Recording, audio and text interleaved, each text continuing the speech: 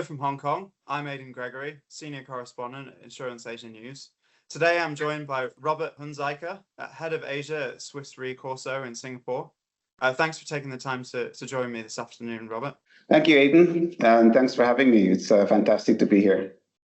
Robert has been Swiss Re CorSo's market unit head for Asia since March 2025. It's a unit that comprises Greater China, Japan, and Southeast Asia. And Robert was previously head of property and specialty for Asia Pacific.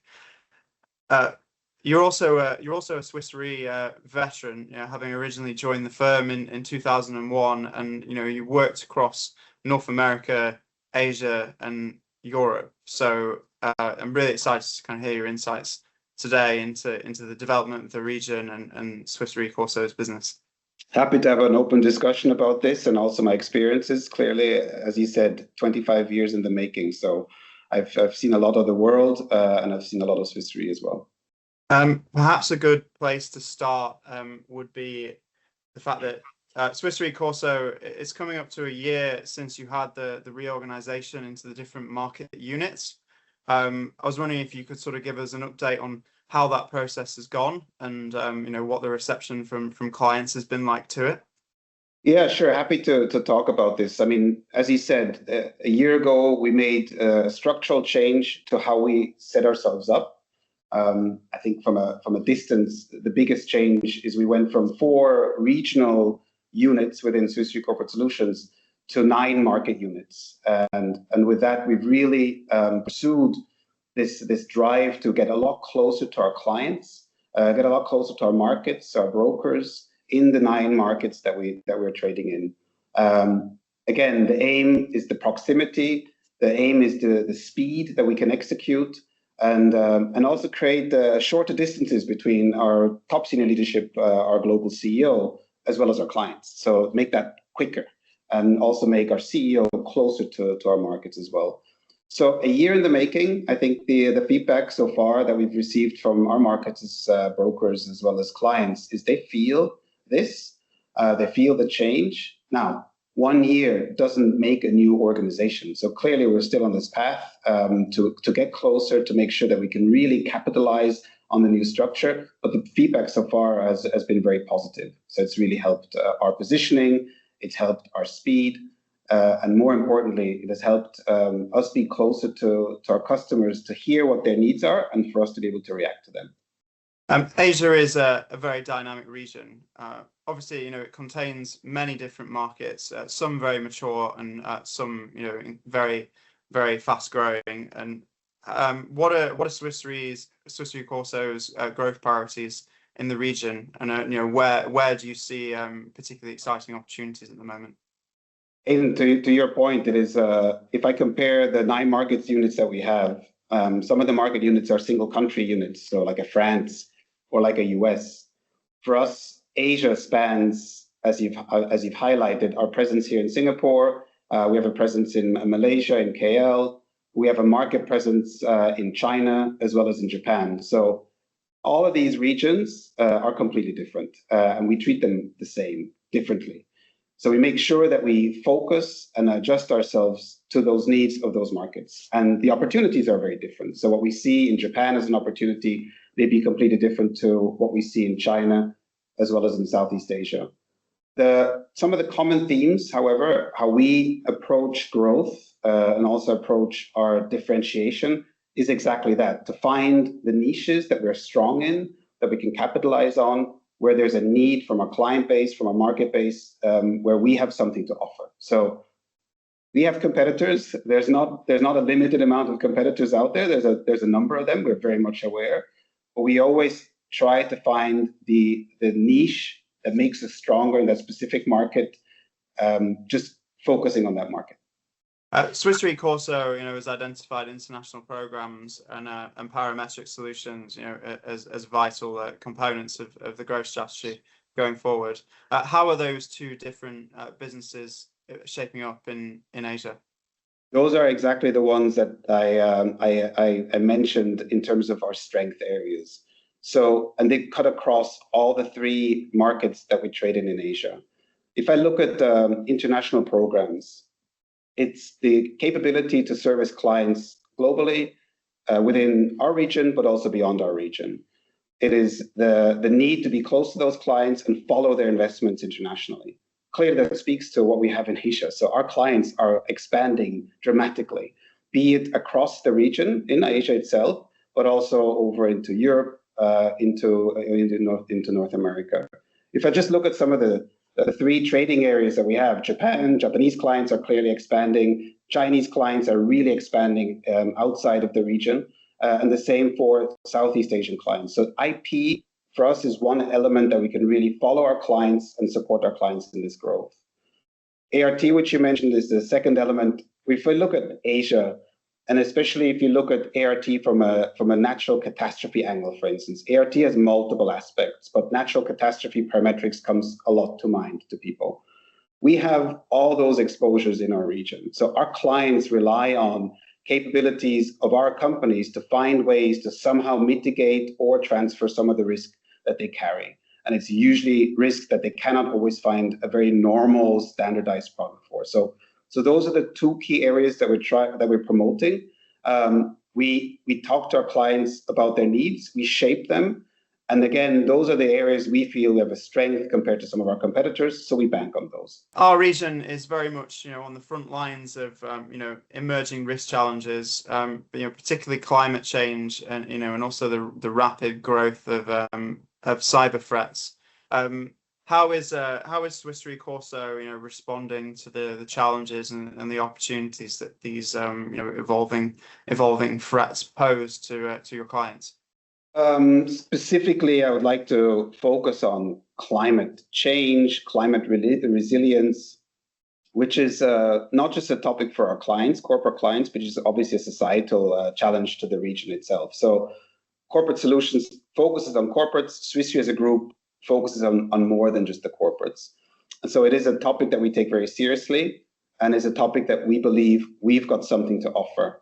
Usually, organizations like ours, we're backstop to horrible things that happen. So that's the nature of insurance and reinsurance. We seek to indemnify organizations or societies that have been hit with a catastrophe to make them whole again. That's basically the principle of what we do. However, through the 160 plus years of us being in this business, we also realize we have enough data to make sure that we can also sit in front of the problem that may happen and not just behind it. So not just be the safety net, but also help with adaptation, help with preparedness based on the information that we have. So that's the key that we're also playing as well, the key role that we're playing in our industry. And that's why this topic is important for us, because we believe, as I said, we can be a backstop, but we can also work with clients as well as governments to help with the mitigation part of it and the transfer risk part of it as well. How concerned are you about the increasing frequency of secondary perils in the region, which was a major component of the losses, the insured losses last year from natural catastrophes? So I would say there's two levels of concern that we have. The one concern is the perils itself and how they impact societies. So as you know, not everything is insured. And so a lot of the risks that people carry, so either people, organizations, governments, companies, there's a lot of risk that they carry themselves, which will not be indemnified because the products are not there, the insurance penetration is not there. So that's the concern number one that we have, is to make sure that there's opportunities for organizations to have this kind of a backstop protection to make sure that they're covered. The second part, of course, comes to the nature of secondary perils, which then, if you look at more internally trying to understand these risks, the challenge that we have is to make sure that we have a good understanding for them, we can quantify them. That's the basis of the product that we deliver. We need to be able to understand them, quantify them, and look at the trends into the future as well. Secondary perils by nature are the ones that are less modeled and are less stable within insurance companies in terms of their true understanding, because there's more volatility towards them. So for us, two areas we really need to focus on. Firstly is ensuring the protection gap gets narrower, so people actually get and companies get the protection that they need. But secondly, is also to ensure that the secondary perils are not just secondary in capabilities to understand, they become primary in our understanding for them, our capabilities to understand them, because, as you're aware, the size of impact is increasing. We've spoken about international programs and climate. I was wondering if you could also, outline Swiss Re CorSo's strategy in specialty and your growth priorities in specialty for the coming year. Every organization defines specialties probably a little bit differently.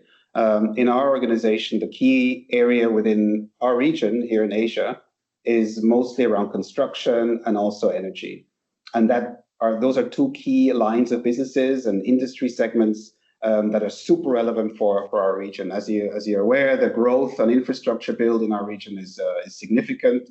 There's a technological boom which is happening. Many of our companies here in our region are at the forefront of this boom. A lot of investment, a lot of build, infrastructure, capabilities, manufacturing, which is happening with companies in our region, but also with companies from our region globally.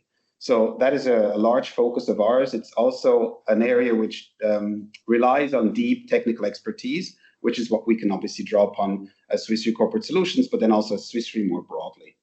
So that's specifically an area we're focused on. And if you look at the energy side as well, from a specialties perspective, again, very important backbone of all the economies that we have in our region.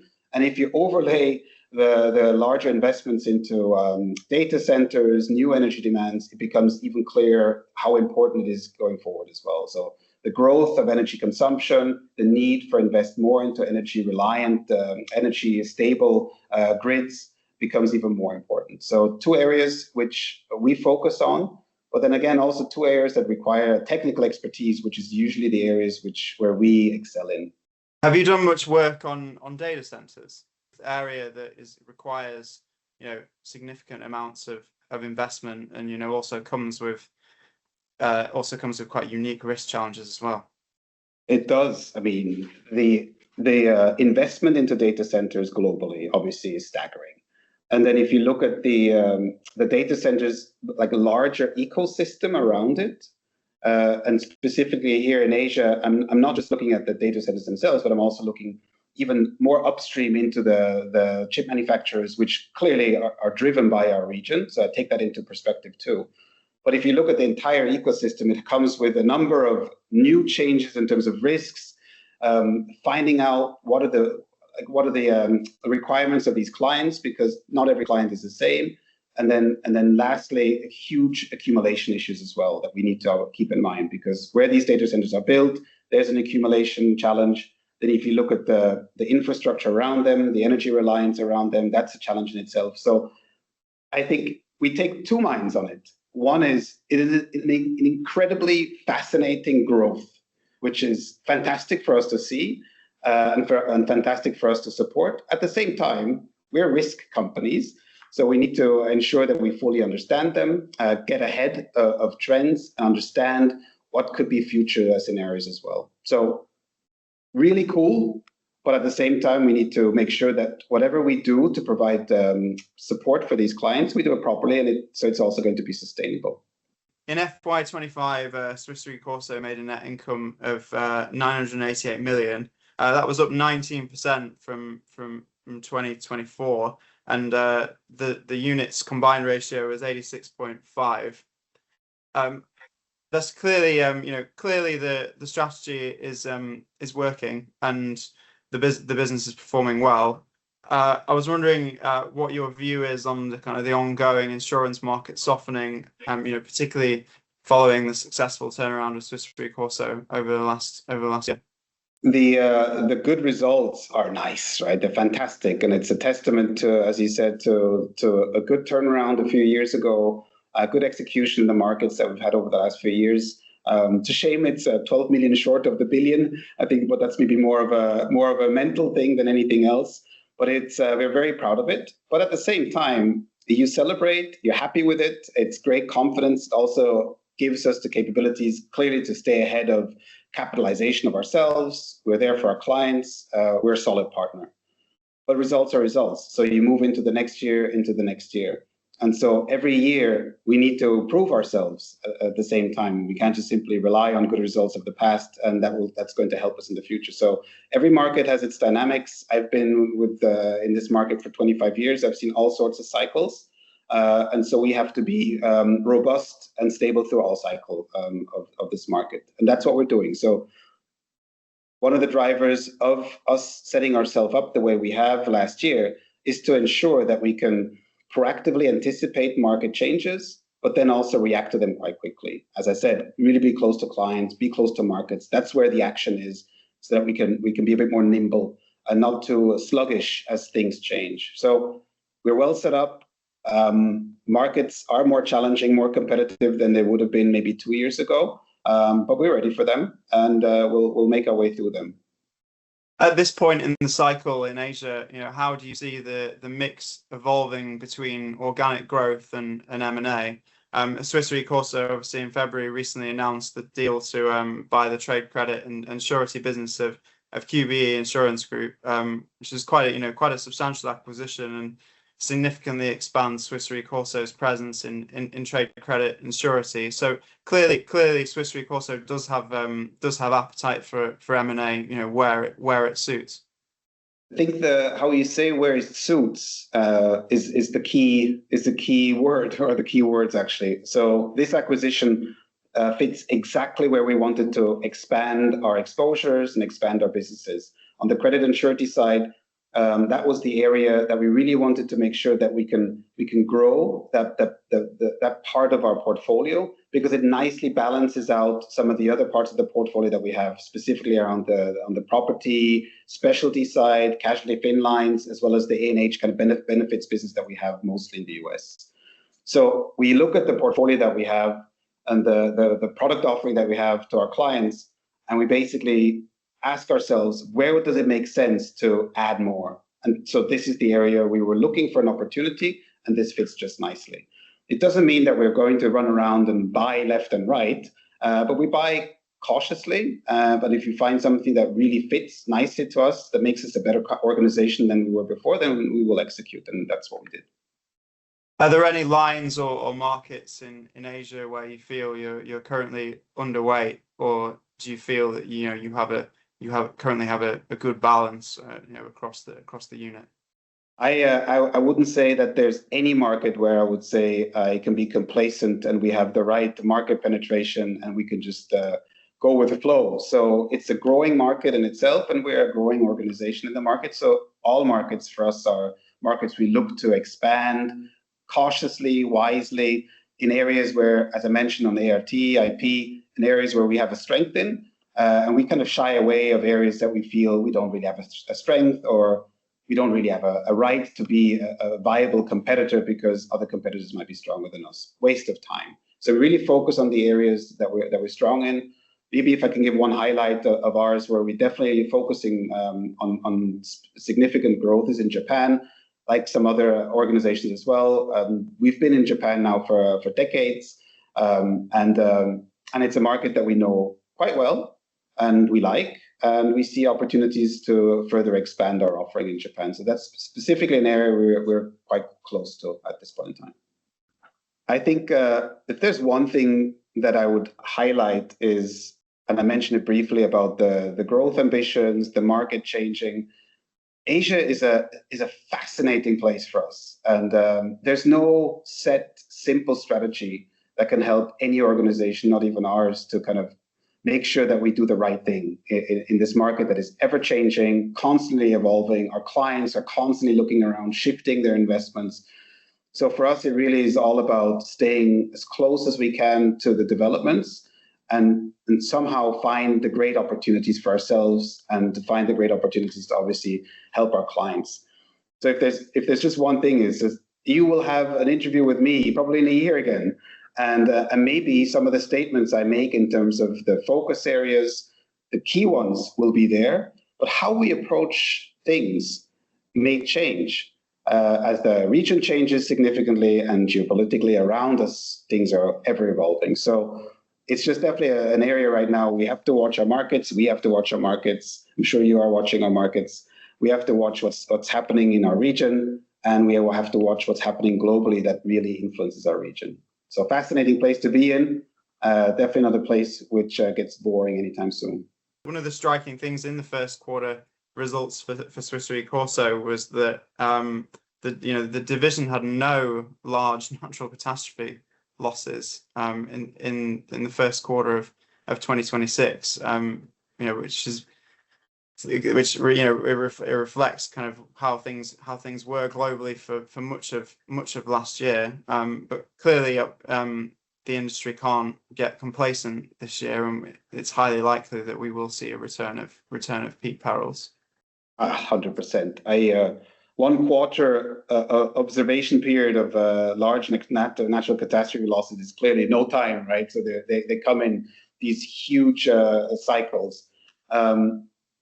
If you don't have any or large ones in one specific quarter, they'll happen. We know the trends. We know the increased trends of large losses, not just the actual events. We see an increase in actual events and the magnitude of actual events, but then also overlaid to that is the density of values that we have in areas that are prone to such catastrophes has clearly increased as well. So it's both. So the frequency, severity, specifically the severity that we see localized, and then how much is actually there, right? How much our clients have there, and how much manufacturing is there, and how many bottlenecks are kind of in areas that are clearly exposed. So this will happen. We will see them again, and this quarter probably is luck, right? Or it's a statistical element of just less. But the trend is very clear. And the most important thing is for our clients, as well as for us, is to make sure that we have the capital strength, we have the capability to be ready for those losses. Thank you for joining me today, Robert. It's been really interesting to hear your updates on how Swiss Re CorSo is getting on in Asia and your views on the market more broadly. So thanks very much for joining us. Thank you, Aidan. Thanks for having me.